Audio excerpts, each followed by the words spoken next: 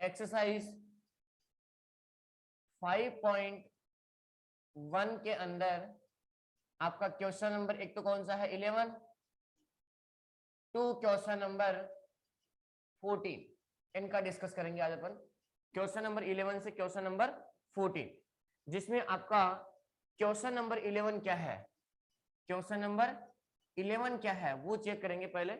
तो question number 11 क्या है कि इन द फॉलोइंग फिगर, आपको फिगर गिवन है, is angle 1 adjacent to angle adjust to angle 2 और गिव रीजन।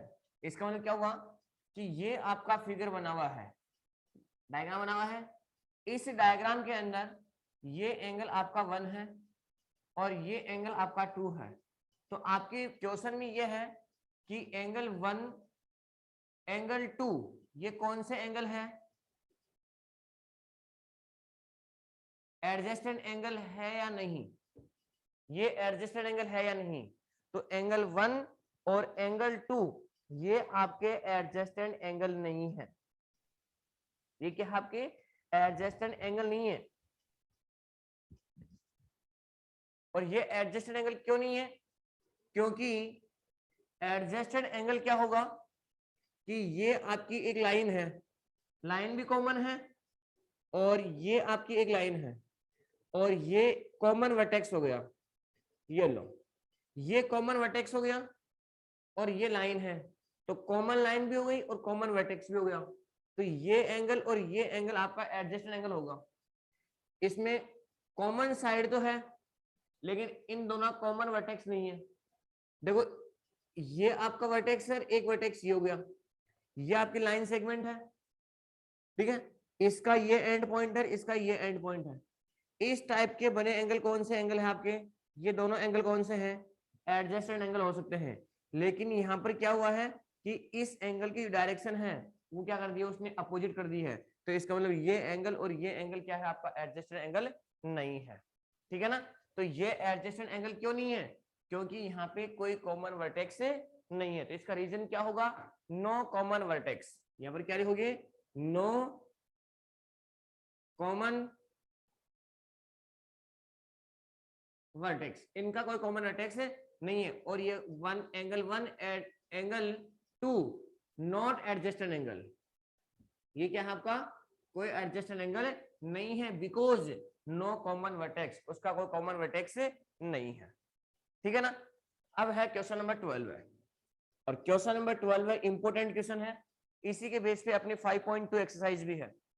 क्वेश्चन नंबर 12 में क्या है कि ये 2 आपकी इंटरसेक्टिंग लाइन है, एक इंटरसेक्टिंग लाइन ये है और एक इंटरसेक्टिंग लाइन ये है, ये 2 इंटरसेक्टिंग लाइन है और इन 2 इंटरसेक्टिंग लाइन को, ये दोनों इंटरसेक्टिंग लाइन इस पॉइंट के ऊपर क्या हो रही है, इंटरसेक्ट हो रही है। तो इसका अपोजिट एंगल ये हो गया और इसका अपोजिट एंगल ये हो गया। और आपको पता है कि वी नो, हम जानते हैं, क्या जानते हैं कि जब 2 line each other are intersect at a point तो अपोजिट एंगल्स आर इक्वल, यानी जो पॉइंट के जो अपोजिट एंगल है वो आपस में क्या होंगे, इक्वल होंगे। तो देखो यहां से ये एंगल आपका कितने का है, 55 का है, कितने डिग्री का है, 55 डिग्री का है। तो ये एंगल आपका हो गया एक्स, ये हो गया वाई और ये हो गया जेड। अब बताओ, सबसे पहले इस क्वेश्चन में आपको क्या चेक करना है, पहले बताओ मेरे को एक बार, कि यहाँ पे angle x is equal to में 55 डिग्री, ये रीजन सही है क्या, जो मैंने ये लिखा है कि ये 55 का तो ये भी 55 का है, एक्स 55 का होगा, ये राइट है क्या अपना, नवीन, हर्षिता, तनिषा, बटा मैंने यहाँ पे लिखा x is equal to 55 degree, ये सही है क्या,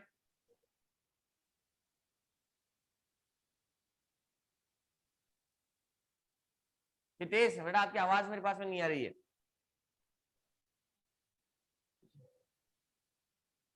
एनीवन कोई भी, मैंने यहाँ पे लिखा जो एक्स डिग्री, जो एक्स है ये भी आपका 45 डिग्री का होगा, ये राइट है क्या, ये राइट है क्या, आपकी आवाज मेरे पास तक नहीं आ रही है।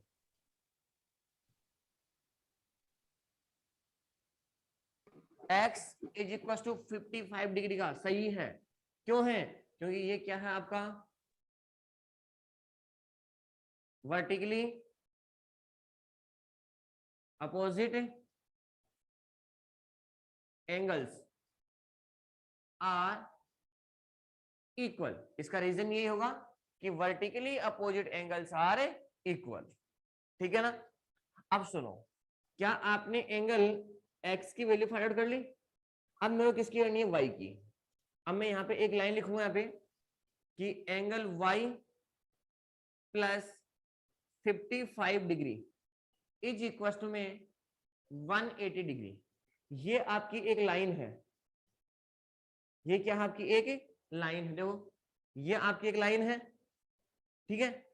इस लाइन के ऊपर ये आपका एंगल कितने का है? 55 का। और ये एंगल कितने का है? y का। तो इस कंप्लीट एंगल की वैल्यू कितनी होगी? y प्लस 55 की 180 होगी। और इसका रीजन क्या आएगा यहाँ पे? इसका रीजन आएगा लीनियर पेयर एंगल। क्यों?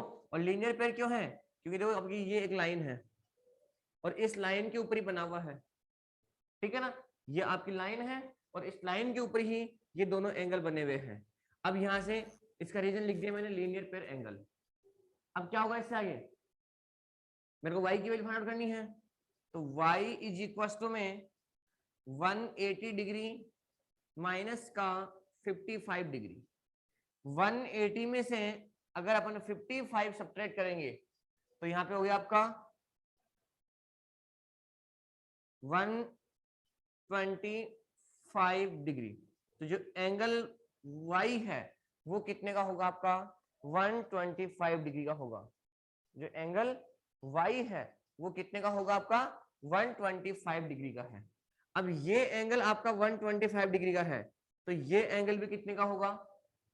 ये एंगल भी कितने का होगा? z। ये कितने का होगा?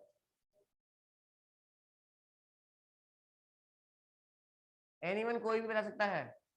एंगल y की 55 125 का है, तो एंगल z कितने का होगा? एंगल z होगा, तो यहाँ पे angle y is equal to angle z। Angle y is equal to angle z और इक्वल टू कितना होगा यहाँ पे? 125 डिग्री। और इसका रीजन भी क्या आएगा यहाँ पे? Vertically opposite angle. Vertically opposite angle. ये है आपका क्वेश्चन नंबर कौन सा? 12 है। इसी का ही एक सेकंड पार्ट और है।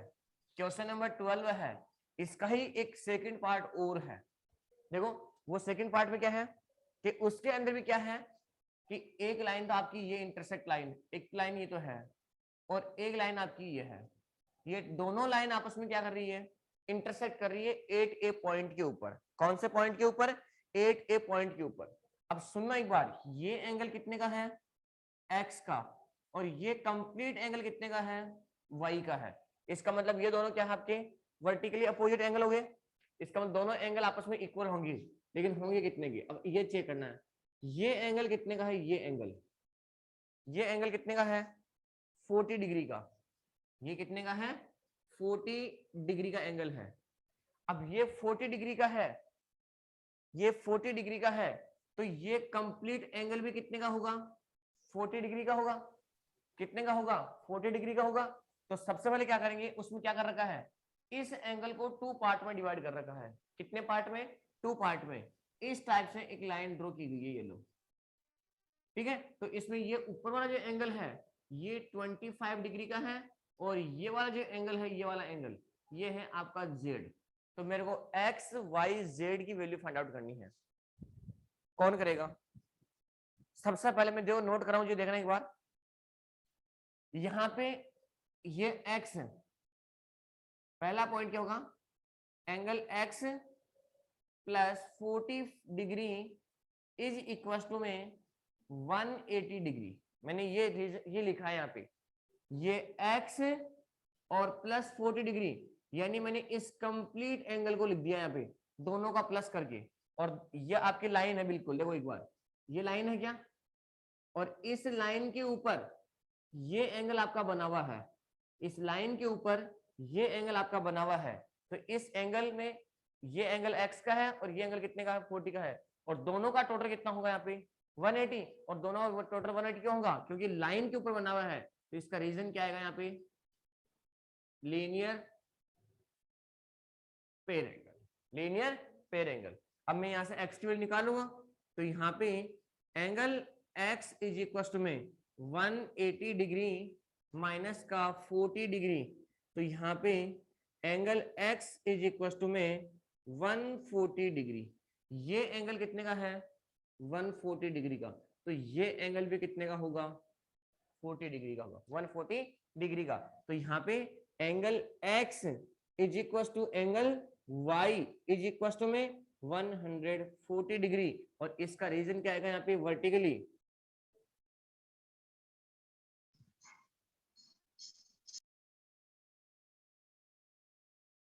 Vertically opposite angle. चलो मैंने x की वैल्यू फाइंड आउट कर ली और y की वैल्यू भी फाइंड आउट कर ली। अब किसकी वैल्यू फाइंड आउट करनी है मेरे को, z की। किसकी वैल्यू फाइंड आउट करनी है, z की। तो देखो z की वैल्यू कैसे करूंगा मैं यहाँ पे, ये जो एंगल है कौन सा, ये वाला एंगल किसके इक्वल होगा, 25 प्लस z के। तो मैं यहाँ पे लिखूंगा angle z plus 25 degree is equal to में क्या लिखा मैंने यहाँ पे 40 डिग्री। बताओ इसका रीजन क्या आएगा यहाँ पे, इसका रीजन क्या आएगा यहाँ पे, ये 40 डिग्री एंगल है, ये वाला 40 डिग्री एंगल है, ये किसके इक्वल होगा, इन दोनों एंगल के सम के इक्वल होगा। क्यों, क्योंकि ये पूरा कंप्लीट एंगल और ये पूरा कंप्लीट एंगल कौन सा है, वर्टिकली अपोजिट एंगल। ये भी कौन सा है आपका, वर्टिकली अपोजिट एंगल है। अब मेरे को यहाँ पे जेड की वैल्यू निकालनी है, तो angle z is equal to में 40 डिग्री माइनस का 25 डिग्री, तो angle z is equal to में कितना होगा यहाँ पे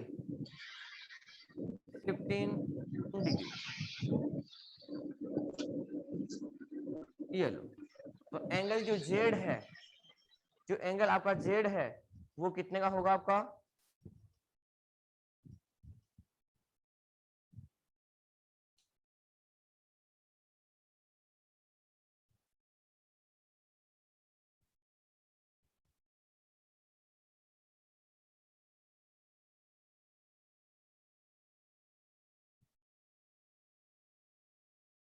जरा थोड़ा डायग्राम में कंफ्यूज इसमें।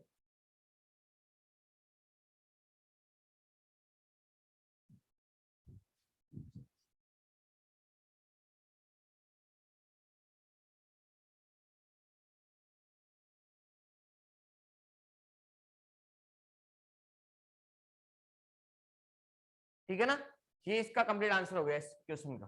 तो यहाँ पे जेड कितने का होगा आपका 15 का, और जब 25 को और 15 को प्लस करो एक बार कितना हुआ 01, ये हो गया 40 डिग्री का। तो ये 40 का, तो ये भी कितने का आपका 40 का। ठीक है, ये है आपका क्वेश्चन नंबर 12 का सेकेंड पार्ट। अब है नेक्स्ट कौन सा, क्वेश्चन नंबर 13। और क्वेश्चन नंबर 13 में क्या है, फिल इन द ब्लैंक। आपको जो ब्लैंक गिवन है उनको फिल करना है बस। ठीक है, और फिल कैसे करोगे, अगर आपको डेफिनेशन एक्चुअल में लर्न है, अगर आपको डेफिनेशन अगर लर्न है तो आप क्वेश्चन नंबर 13 को कंप्लीट कर सकते हो, अगर आपको डेफिनेशन लर्न है तो। अब वो किसी को लर्न है नहीं, तो देखो यहाँ पे क्वेश्चन नंबर 13 क्या फर्स्ट क्या है, if two angles are complementary, two angles आपस में कॉम्प्लीमेंट्री एंगल होंगे, then the sum of their measure is blank लिखा हुआ है। तो यहाँ पे पहला क्वेश्चन में क्या है,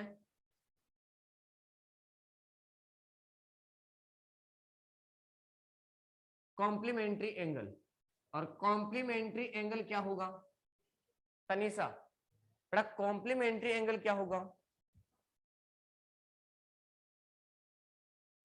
Harshita, repeat the question. Harshita, बड़ा कॉम्प्लीमेंट्री एंगल क्या होगा, कॉम्प्लीमेंट हाँ, टू सम जिनका दो का सम 90 डिग्री हो वो कॉम्प्लीमेंट किनका सम होगा? टू एंगल्स का सम। टू एंगल्स का सम कितना होगा? 90 डिग्री होगा। तो यहां पे लिखोगे sum of two angles is equal to में 90 डिग्री। ठीक है ना? तो इसका रीजन यही है कि टू एंगल्स का सम कितना होगा? 90 डिग्री होगा। तो वो दोनों एंगल आपस में कौन से एंगल होंगे आपके? Complementary angle. फिर इसका सेकंड पार्ट है वो कौन सा है? Two supplementary sum of two angles 180 degree is called supplementary angle. Very good. तो यहाँ पे जो एंगल मेजर होगा वो कितने डिग्री का होगा? टू एंगल्स का सम कितने का होना चाहिए? 180 होना चाहिए। तो इसका सेकंड में ये लिखोगे। फर्स्ट में क्या लिखा? फर्स्ट ऑप्शन में क्या होगा? 13 का जो फर्स्ट है, 13 का जो फर्स्ट है, 13 के फर्स्ट में क्या होगा कि if two angles are complementary then the sum of their measure is. तो इसमें होगा 90 डिग्री। फिर इसका सेकंड है if two angles are supplementary, if two angles are supplementary then the sum of their measure is 180 degree. इसका third option क्या है? Third option है two angles forming a linear pair. Two angles forming a linear pair. अरे आपका two angles है जो linear pair है, ये आपके टू एंगल्स हैं, ये आपका लीनियर पेयर है। तो ये दोनों एंगल क्या है? कौन से एंगल होंगे? ये भी कौन किसकी फॉर्मेट में है? ये किसकी फॉर्मेट में दोनों एंगल? ये दोनों एंगल किसकी फॉर्मेट में है? लीनियर पेयर तो है ही है, लेकिन इन दोनों एंगल का सम भी कितना हो रहा है? 180 हो रहा है। तो ये किसकी फॉर्मेट में है? सप्लीमेंट्री की फॉर्मेट में है। क्यों? सप्लीमेंट्री में क्या होगा कि टू एंगल का सम कितना हो रहा है? 180। और लीनियर पेयर में क्या होगा कि इस कंप्लीट एंगल की वैल्यू कितनी होती है? 180, जिसके अंदर ये टू एंगल्स बने हुए हैं। ठीक है ना? तो इसमें क्या आएगा आपका? Supplementary angles. ठीक है? इसका फोर्थ देखो एक बार। फोर्थ में क्या है? If two adjacent angle are supplementary. जब टू एंगल आपस में सप्लीमेंट्री एंगल होंगे, टू एडजेस्टेंट एंगल, ये दोनों एडजेस्टेंट एंगल ही तो है। अरे ये आपकी लाइन है और ये आपके एडजेस्टेंट एंगल। भाई ये क्या हुआ आपका? एक कॉमन वर्टेक्स हो गया और ये क्या हो गई? एक आपकी कॉमन साइड हो गई। और इस एंगल का इस एंगल, ये दोनों एंगल कौन से होंगे आपके? एडजेस्टेंट एंगल होंगे। तो ये कौन से एंगल है? Linear pair. कौन से एंगल आपके? ये लीनियर पेयर एंगल है। ठीक है ना? फिफ्थ में क्या होगा? इसका फिफ्थ देखो एक बार क्या है। Two if two lines intersect, if two line intersect at a point. जब टू लाइन आपस में क्या कर रही है? इंटरसेक्ट कर रही है।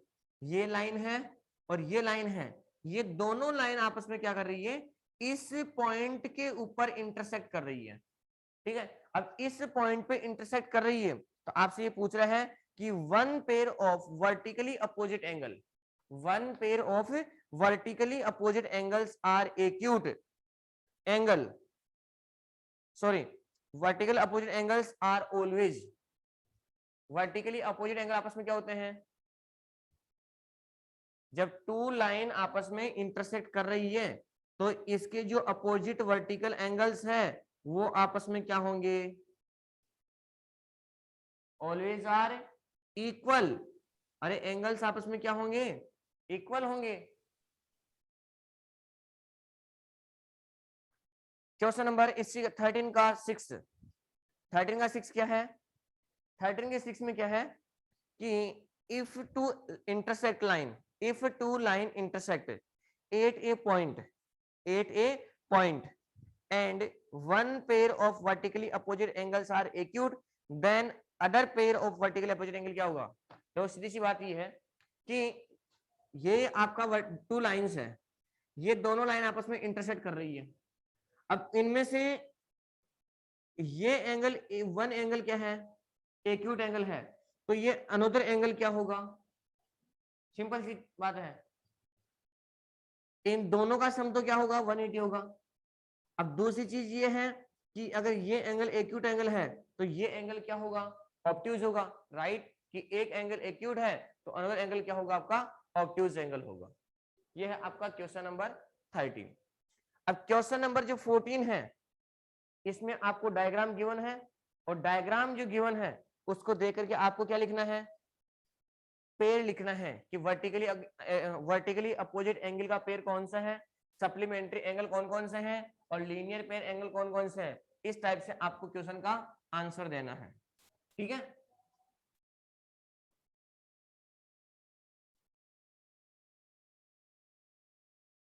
क्वेश्चन नंबर 14, और क्वेश्चन नंबर 14 में क्या है, डायग्राम देखो पहले इसका एक बार।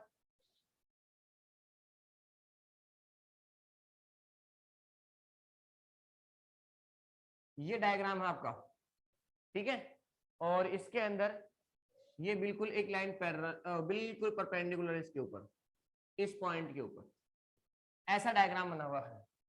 ये है आपका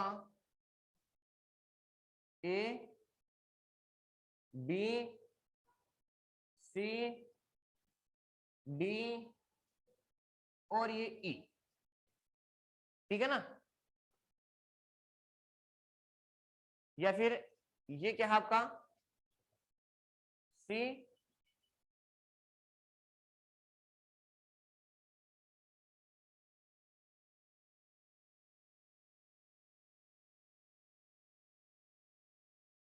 ए बी सी डी और ई, चलो ये लो। अब सुनो, इसमें से आपको फर्स्ट क्वेश्चन क्या पूछा हुआ, देखो एक बार। फर्स्ट क्वेश्चन में क्या पूछे आप बताना मेरे को एक बार, कि सबसे पहले मैं आपसे पूछ रहा हूं कि इस डायग्राम के अंदर वर्टिकली अपोजिट एंगल का पेयर कौन कौन सा है, वर्टिकली अपोजिट एंगल का पेयर कौन कौन सा है, ये एंगल और ये एंगल, ये आपका वर्टिकली अपोजिट एंगल हो गया। तो मैं यहां पर क्या लिखूंगा, वर्टिकली अपोजिट एंगल, और वर्टिकली अपोजिट एंगल का पेयर कौन कौन सा है, तो यहां पे लिखोगे angle A O B, A O B, इसके अपोजिट एंगल कौन सा है, C O D, angle C O D. ये दोनों आपस में वर्टिकल अपोजिट एंगल हो गए। एक पेयर और है इसके अंदर, कौन सा, एंगल ए ओ डी, ये complete angle, angle A O D, ये कंप्लीट एंगल कौन किसके होगा, बी ओ सी के। यहाँ पे एंगल बी ओ सी के, ये आपस में क्या है आपके वर्टिकली एंगल का, वर्टिकली अपोजिट एंगल का पेयर है। अब मैं इसमें सेकंड क्वेश्चन आपसे पूछूंगा कि लीनियर पेयर, लीनियर पेयर लिखो इसके अंदर, लीनियर पेयर कौन कौन सा है। अब देखो लीनियर पेयर कौन कौन सा लिखोगे यहाँ पे, जैसे ये आपकी लाइन है, लाइन है।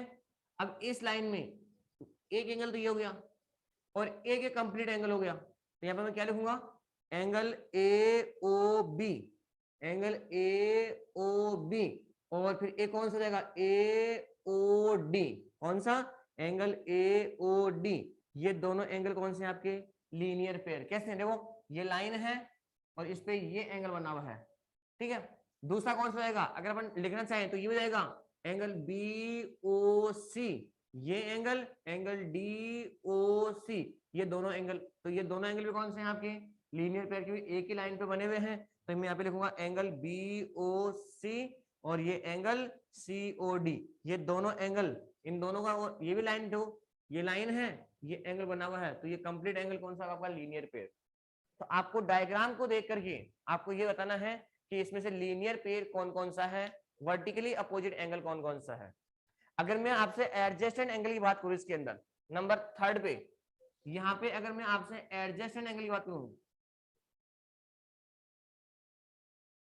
एडजस्टेंट एंगल, और एडजस्टेंट एंगल का पेयर कौन कौन है, इसमें एडजस्टेंट एंगल का पेयर कौन कौन सा है, देखो इसको अगर आप कॉमन साइड मान लेट करते हो, इसको कॉमन साइड, तो ये एंगल 1 और ये कंप्लीट एंगल 2, ये कौन सा है आपका एडजस्टेड एंगल हो गया। अगर ये आपकी कॉमन साइड है तो ये एंगल और ये एंगल भी क्या है आपका एडजेस्टेंट एंगल का पेयर है। तो आपका इस क्वेश्चन नंबर 14 के अंदर यही पूछा हुआ है कि सबसे पहले क्वेश्चन नंबर 14 में क्या पूछा आपसे, ऑब्ट्यूज वर्टिकल अपोजिट एंगल, यानी आपको ये पूछा कि ऑब्ट्यूज का मतलब क्या हुआ कि एंगल एओडी ये आपका ऑब्ट्यूज है और एओबी ये क्या है आपका एक्यूट एंगल है। तो आपसे एक्यूट का नहीं पूछा, आपसे किसका पूछा उसने, इस ऑब्ट्यूज एंगल का वर्टिकली अपोजिट एंगल कौन सा होगा, बीओसी। ठीक है ना, ये हो गया आपका फर्स्ट क्वेश्चन। सेकंड क्वेश्चन क्या है, एडजेस्टेंट कॉम्प्लीमेंट्री एंगल, यानी इसमें आपसे पूछा कि एडजेस्टेंट कॉम्प्लीमेंट्री, और कॉम्प्लीमेंट्री एंगल का क्या होगा कि टू एंगल्स का सम क्या होगा 90 डिग्री, टू एंगल्स का सम क्या होगा 90 डिग्री। तो देखो यहां से ये एंगल और ये एंगल, ये दोनों एंगल कौन से हैं, सॉरी ये तो हो ही नहीं सकता, ये एंगल और ये एंगल AOE और AOB ये दोनों एंगल कौन से हैं, कॉम्प्लीमेंट्री एंगल भी है।